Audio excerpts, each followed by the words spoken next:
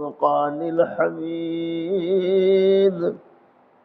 جاء الحق وزهق الباطل إن الباطل كان زهوقا صدق الله العلي العظيم صدق رسوله النبي الأمين الكريم ونحن ولا ذلك لمن الشاهدين والشاكرين والحمد لله رب العالمين.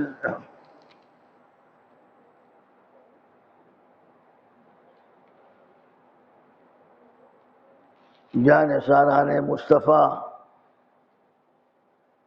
عاشقان امام حسنین کریمین شہدائے کرب و بلا، آئیے ہم سب نہایت عقیدت و محبت کے ساتھ اپنے آقا کی بارگاہ اقدس میں ہدیہ درود و سلام کا نذرانہ پیش کر لیں. اللہم صلی علی سیدنا مولانا محمد وعلی آل سیدنا مولانا محمد وبارک وسلم. صلاۃ و سلام علیک یا رسول اللہ. ایک بار اور پڑھیں بآواز بلند.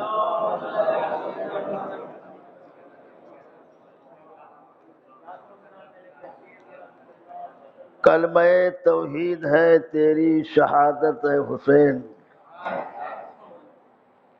کلمہ توحید ہے تیری شہادت ہے حسین، تو نہ ہوتا تو نہ رہ جاتی صداقت ہے حسین. تیری قربانی نے زندہ کر دیا اسلام کو، تیری قربانی نے زندہ کر دیا اسلام کو، وہ رہے گا تا ابد تیری بدولت اے حسین. ملت اسلام کو ملتا ہے ایک درس حیات، کیسے بھولیں ہم تیرا یوم شہادت ہے حسین. اعلیٰ حضرت فرماتے ہیں تو زندہ ہے واللہ، تو زندہ ہے واللہ. اعلیٰ حضرت فرماتے ہیں تو زندہ ہے واللہ، تو زندہ ہے واللہ، میری چشم عالم سے چھپ جانے والے. اے عزیزان گرامی، میں نے جس آیت کریمہ کی تلاوت کا شرف حاصل کیا ہے، پہلے اس کا ترجمہ سماعت کر لیں اور تفصیل میں نہ جا کر قلت وقت کی بنا پر خاص جہاں ضروری سمجھوں گا وہاں تفصیل اور نہ اختصار سے کام لیا جائے گا. توجہ کے ساتھ تھوڑی دیر آپ بیٹھیں. پہلے آپ کو میں بتا دوں کہ جس مجلس میں آپ بیٹھے ہیں، جہاں آپ حاضر ہیں، یہ مجلس امام عالی مقام ہے. ہر ایک کو کے نصیبے میں یہ دولت نہیں آتی، خوشا نصیب ہیں وہ جنہیں یہ دولت مل جاتی. ملت کو نہ دیکھیں، نہ جانے آج کی اس مجلس میں ارد گرد کتنے اللہ کے وہ فرشتے موجود ہوں گے جو یہاں حاضر ہیں آپ کے ساتھ میں، اور شہدائے کرب و بلا کی شہادت کو سننے کے لیے بےتاب نظر آ رہے ہیں. اسی مناسبت سے میں نے جس آیت کریمہ کی تلاوت کی ہے، وَلَنَبْلُوَنَّكُمْ بِشَيْءٍ، دوسرا پارہ، دوسرا رکوع، اور یہ جو ہے تیسری آیت ہے. ہم ضرور تمہیں آزمائیں گے. وَلَنَبْلُوَنَّكُمْ بِشَيْءٍ مِّنَ الْخَوْفِ، ہم تمہیں آزمائیں گے خوف سے، بھوک سے، ڈر سے، اور آزمائیں گے تمہارے مالوں کے نقصان ہونے سے، اور ہم اس طرح بھی آزمائیں گے کبھی کبھی کہ گود میں مچلتا ہوا بچہ ہوگا، کھیل کود رہا ہے، ہنس رہا ہے، مسکرا رہا ہے، مگر دفتن وہ دم توڑ دیتا. روح اس کی قبض عنصری سے پرواز کر جاتی ہے.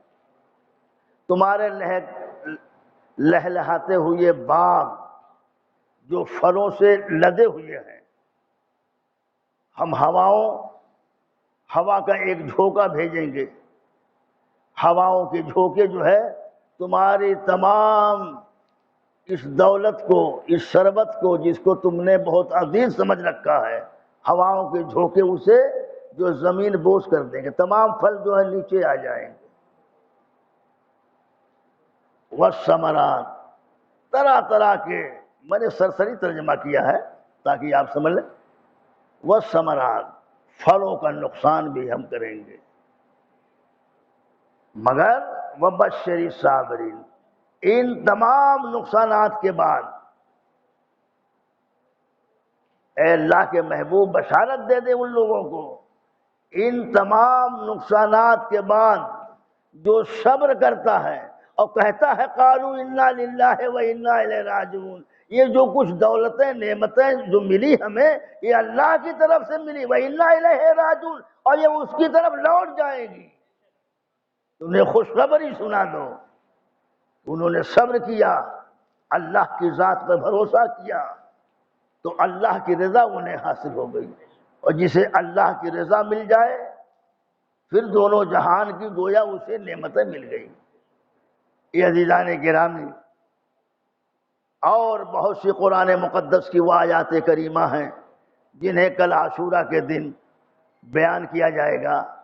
آج ان کا بیان ہونے جا رہا ہے، ان جانثاروں کا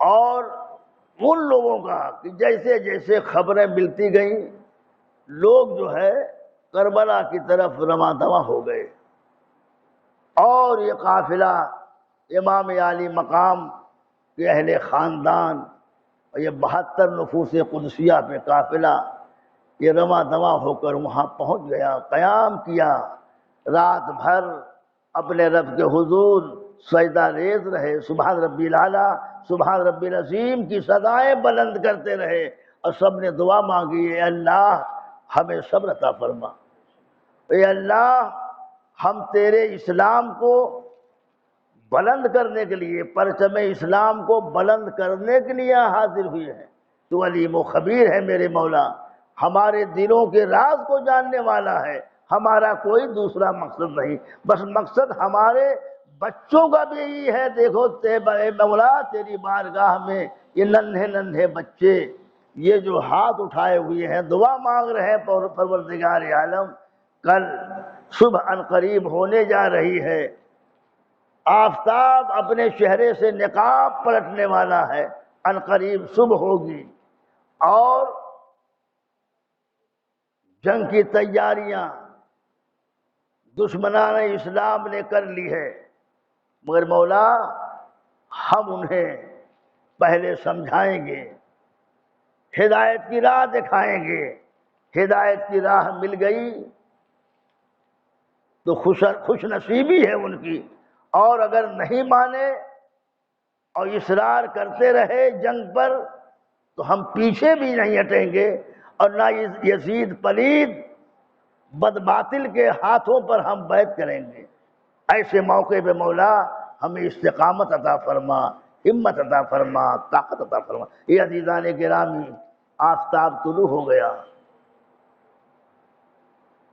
اور امام عالی مقام تھوڑی دیر کے بعد جب خیمے سے باہر دیکھا گیا تو 22,000 لشکر جرار، اللہ اکبر، چھوٹے نہاد تھے، لوگوں پر جہاں بچے بھی ہیں خواتین بھی ہیں اور چند دوسرے لوگ ہیں مرد ہیں، ان پر 22,000 لشکر جرار دم تازہ ہو کر کھاتے پیتے ہوئے، اور یہاں پر 3 دن کے بھوکے ہیں، 3 دن ہو گیا پانی بھی میسر نہیں، دانا تو بڑی بات، بڑی دور کی بات، پر قسم خدا کی آپ سنو گے عزیزان گرامی کہ میرے امام عالی مقام خیمے میں بیٹھے ہوئے ہیں، اور ادھر سے تمام تیاریاں ہو چکی، نقارہ بج گیا جنگ کا، امام عالی مقام بیٹھے رہتے تو بزدل کہلاتے ہیں، یہ تو کبھی تصور بھی نہیں کیا جا سکتا، نقارہ بجا امام عالی مقام نکلے، باہر دیکھا تو سمجھ لیا کہ یہ سب کے سب دنیا دار ہیں، دنیا کے عشر و عشرت اور دنیا کی خاطر جو ہے یہ اپنے ایمان کا سودا کر چکے۔ امام علی مقام میدان کارزار میں آتے ہیں، تاریخ اسلام بتا رہی ہے کہ میرے امام نے 2 خطبے دیے، مگر ایک خطبے کے چند جملہ میں پیش کرتا ہوں، اس کے بعد جو ہے مسئلے کو آگے بڑھاتا ہوں۔ امام علی مقام آئے، امام علی مقام نے کہا آج کون سا دن ہے، کون سی تاریخ ہے؟ سب نے کہا آج جمعہ ہے، اور آج 10ویں تاریخ ہے، محرم کی 10ویں تاریخ ہے، کیا کہنا چاہتے ہو؟ امام علی مقام نے کہا اے کوفہ کے لوگوں، میں تو خود سے آیا نہیں، تم نے مجھے بلایا، اور 1 2 نہیں، سینکڑوں خطوط بھیجے، پے در پہ ایک بعد دوسرے، ایک بعد دیگرے، سب کے سب پہنچتے رہے، تمہاری عاجزی پر، تمہاری منت سماجی پر، حالات و قواعد کو دیکھ کر تم نے یہ کہا کہ اے امام ہم سب کے ایمان کی حفاظت کیجئے، ورنہ ہم سب ایمان کی دولت ایمان سے محروم ہو جائیں گے۔ ان تمام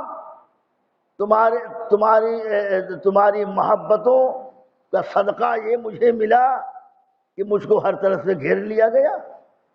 پھر میں تمہیں ایک مرتبہ اعلان کرتا ہوں کہ اے لوگوں، خون حسین سے اپنے ہاتھ کو نہ رگو، اور اگر مجھے نہ پہچانتے ہو تو میں اپنی پہچان ایک بار اپنی زبان سے کرا دوں، میں حسین ابن علی ہوں،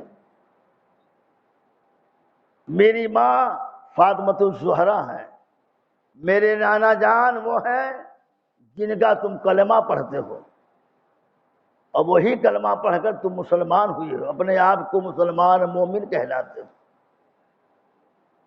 اگر تم لوگوں نے سمجھ لیا، توبہ کر لیا، تو میں تمہارے حق میں اللہ کی بارگاہ میں دعا کروں گا، رب اجعلنی مقیم الصلاۃ ومن ذریتی ربنا وتقبل دعا۔ اور سرکار نے جو فرمایا وہ بخاری شریف کی حدیث ہے، لا يرد القضاء الا الدعاء، میں تمہارے لیے دعا کروں گا، اور دعا بہت ہی بابرکت چیز ہے، اس کی کثرت کرنی چاہیے۔ اس میں شمر نے کہا کیا کہنا چاہتے ہو؟ جو تمہاری باتیں ہمارے سمجھ میں نہیں آ رہی۔ امام علی مقام نے کہا اللہ تمہیں سمجھ کی توفیق عطا فرمائے، میں یہ کہہ رہا ہوں کہ کلمہ پڑھتے ہو، اپنے آپ کو مسلمان کہتے ہو، ایسا نہ کرو کہ صبح قیامت تک دنیا تمہارے اوپر تھوکتی رہے، اور تیرے کردار و عمل، تمہارے اطوار، تمہارے کیریکٹر، تمہارے اصول و ضوابط پر لوگ جو ہے تھوکتے رہے زندگی بھر۔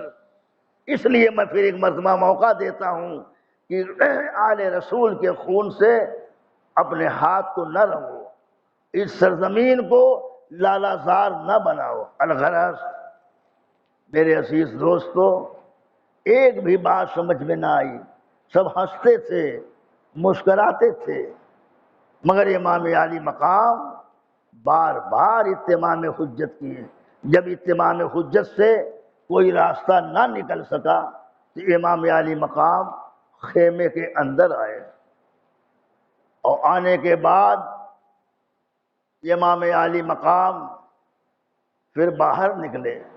باہر نکلنے کے بعد حضرت حبیب ابن مظاہر انہوں نے کہا ظالموں، امام نے خطبہ دیا اور امام کے خطبے کا تمہارے اوپر کچھ بھی اثر نہ پڑا، اس قدر تم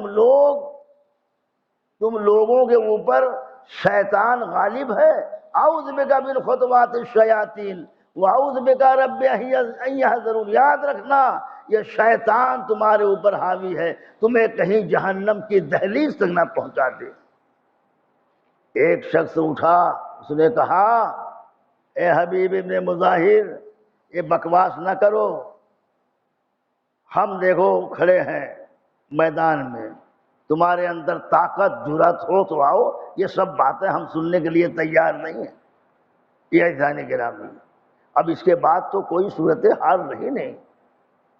حبیب ابن مظاہر اور ان کے ساتھ میں جو دوسرے قرب و جوار کے لوگ آئے تھے، کافی وہ لوگ تھے، آئے تھے، جیسے جیسے خبر پہنچی لوگ آتے گئے، اور امام عالی مقام کی بارگاہ میں حاضر ہو کر قدموں کو بوسہ دیتے تھے، دست بوسی کرتے تھے، کہتے تھے حضور ہمیں اجازت عطا فرمائیں، ہم آپ کے ساتھ ہیں، کاش کہ اللہ ہمیں جام شہادت نوش فرمائے اور ہم آپ کے سامنے جام شہادت نوش فرمائیں، اللہ کی بارگاہ میں دنیا سے سرخرو ہو کر ہم جائیں، کل بروز محشر جب ہم اللہ کی بارگاہ میں حاضر کیے جائیں تو اس وقت جو ہے ہمیں شرمندگی نہ ہو ان ذلیل خواروں کی طرح، بلکہ ہم مسکراتے ہوئے نظر آئیں۔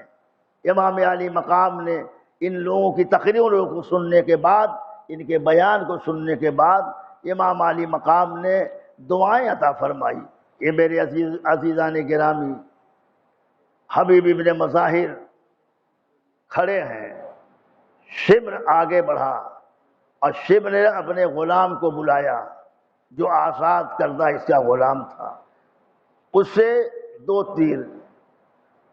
دو تیروں کو لے کر سب سے پہلے امام عالی مقام کے خیمے کی طرف پھینکا اور کہا کہ تم سب کے سب گواہ ہیں نا کہ سب سے پہلے تیر چلانے والا میدان کربلا میں اگر کوئی شخص ہے وہ عمر ابن سعد ہے۔ یہ وہی عمر ابن سعد ہے۔ وہ دنیا جب غالب آتی ہے، حضرت نوح علیہ السلام روتے رہے، یا اللہ میرے بیٹے کو ہدایت عطا فرما دے۔ پروردگار عالم کہا اے نوح، اے میرے پیغمبر مت رو، آنسو نہ بہاؤ، غم نہ کرو، یہ تو تم سے ہے نہیں، یہ دائرے اسلام سے خارج ہو گئے۔ حضرت لوط علیہ السلام کی بیوی کافرہ تھی، کافرہ رہی۔ اسی طریقے سے اللہ رب العزت نے انہیں ہدایت کا موقع دیا۔ جب انہیں ہدایت نہ نصیب ہوئی، دیکھو صحابی رسول کا بیٹا ہے، عجیب تاریخ ہے کربلا کی، قسم خدا کی، کبھی کبھی سوچنے پر دماغ عجیب و غریب کروٹیں لینے لگتا ہے، مجبور ہو جاتا ہے سوچنے میں کیا ہوا۔ عمر ابن سعد بن ابی وقاص رضی اللہ تعالیٰ، کوفہ کا وجود نہ تھا، مجاہدین پہنچے، حضرت عمر ابن خطاب رضی اللہ تعالیٰ عنہ زمانہ ہے، وہاں کی آب و ہوا تھوڑا اچھی نظر آئی۔ یہی حضرت سعد بن وقاص ہیں جنہوں نے کہا کہ امیر المومنین میں یہاں آیا ہوں، میں سپہ سالار ہوں، لیکن آب و ہوا یہاں کی اچھی ہے، اگر آپ اجازت دیں تو کچھ یہاں مکان بنوا دوں اور یہاں کچھ آبادیاں ہونے لگے۔ تو بانی ہے حضرت سعد بن وقاص کوفہ کے، وہاں پر فوجیوں کی چھاؤنی بنائی گئی، وہاں کی آب و ہوا تھوڑا اچھی تھی، دھیرے دھیرے ہوتے ہوتے آج عراق کا بہت بڑا شہر ہے جس کو کوفہ کہتے ہیں۔ عزیزان گرامی، تیر اس کا آیا، حضرت حر سب منظر دیکھ رہے ہیں۔ حضرت حر نے کہا یہ عمر ابن سعد کوئی صورت تبدیل کر لو تو بہتر ہے، یہ جنگ کس سے لڑنے جا رہے ہو؟ رسول اللہ، ابن رسول اللہ سے لڑنے جا رہے ہو۔ ایک نے کہا ارے تو اتنا بزدل ہو گیا، حر تیرا مقام تو ان بڑے بڑے بہادران اسلام میں شمار ہوتا، تو اتنا بہادر تو ڈر گیا۔ حر نے کہا نہیں، عجیب کیفیت ہو رہی ہے، میں جہنم دوزخ کے درمیان کھڑا ہوں، میں یہ محسوس کرتا ہوں کہ میں غلط مقام پر آ گیا۔ اس نے کہا بکبکانا چھوڑ دو، کیا کہنا چاہتے ہو؟ صدیق بھائی ادھر بیٹھو نا، صدیق بھائی ارے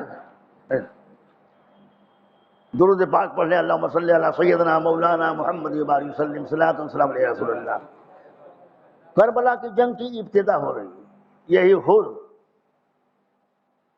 نے کہا عمر ابن سعد کیا کہتے ہیں؟ انہوں نے کہا میں مجبور ہوں، میں بھی چاہتا ہوں کہ جنگ نہ ہو، جنگ کو ملتوی کر دیتا، مگر مجبور ہوں کہ مجھ سے بڑا حاکم جو ہے میرے اوپر ظلم کرے گا۔ انہوں نے کہا لعنت ہو تمہارے اوپر۔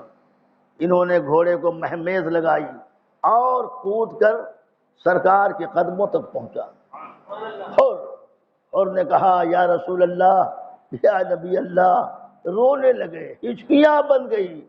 وہ کہتے ہیں یا رسول، اے ابن رسول اللہ، میں ہی وہ گنہگار ہوں کہ آپ کو روک رکھا، میں ہی وہ حر ہوں کہ آپ کو یہاں روکنے پر مجبور کر دیا، میں ہی وہ بدبخت بد نصیب ہوں کہ آپ کو آگے بڑھنے نہیں دیا۔ کاش کہ مجھے معلوم ہوتا کہ یہ ظالم آپ کے خطبے کا اثر نہ لیں گے، آپ کی باتوں پہ دھیان نہ دیں گے، تو میں ہرگز جو ہے ایسا نہ کرتا، آپ جدھر چاہتے ادھر چلے جاتے، میں آپ کو آزاد کر دیتا۔ لیکن یا رسول اللہ، میرے پاس بہت روئے، سرکار کے قدموں میں گر پڑے۔ انہوں نے کہا یا رسول اللہ، سرکار نے فرمایا اور اجلس، نیچے اتر جا۔ انہوں نے کہا یا ابن رسول اللہ، میں نیچے نہیں اتروں گا، اب تو مجھ کو اسی پر رہنے دیجئے، مجھ کو اجازت دیجئے، میں اپنا آخری قطرہ خون بھی آپ کے قدموں پر اسلام پہ نچھاور کر دوں، میری آرزو یہ تمنا ہے۔ جب دیکھا عمر ابن سعد لشکر نے، ہمارا سپہ سالار ادھر چلا گیا، ان کی انہی محبتوں کو دیکھ کر جاسوسوں نے جب شکایت کی تو حضرت حر کی جگہ پر عمر ابن سعد کو دوسرا سپہ سالار بنا کر بھیجا گیا۔ پہلے یہی سپہ سالار تھے۔ سرکار نے سر پہ ہاتھ رکھا، دعائیں عطا فرمائی، اور انہوں نے کہا یا رسول اللہ، کیا میرے گناہ معاف ہو جائیں گے؟ ابن رسول اللہ فرماتے ہیں یقیناً توبہ کرنے والے کی توبہ اللہ قبول فرمائے۔ ان اللہ هو التواب الرحیم، ان اللہ کان توابا رحیما، استغفر اللہ ربی من کل ذنب واتوب الیہ۔ جب بندہ صدق دل سے توبہ کرتا ہے، سمندر کے جھاگ کے برابر بھی اگر اس کے گناہ ہوں گے، ایک حدیث یہ ہے کہ سمندر کے قطروں کو اگر ایک ایک قطرہ الگ کیا جائے اور تمام قطروں کو شمار کر لیا جائے، اللہ کے محبوب ارشاد فرماتے ہیں جب کوئی اپنے گناہوں پہ نادم ہو کر اللہ کی بارگاہ میں سربسجود ہو کر یا خشوع خضوع محبت کے ساتھ جب دونوں ہاتھوں کو پھیلاتا ہے، اللہ اسے گناہوں کو معاف فرما دیتا ہے۔